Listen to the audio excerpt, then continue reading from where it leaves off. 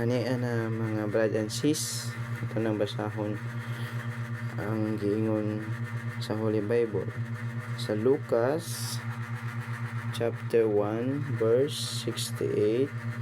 Nagaingon diri, daygon nato ang Ginoo ang Dios sa Israel, kay mianhi siya aron pagtabang sa iyang katawhan o paghatag kanilag kagawasan.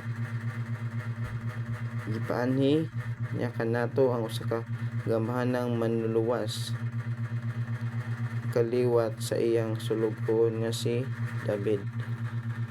Manang mga brothers and sis, kinahanglan gid ta magsimba tungod kay giluwas kita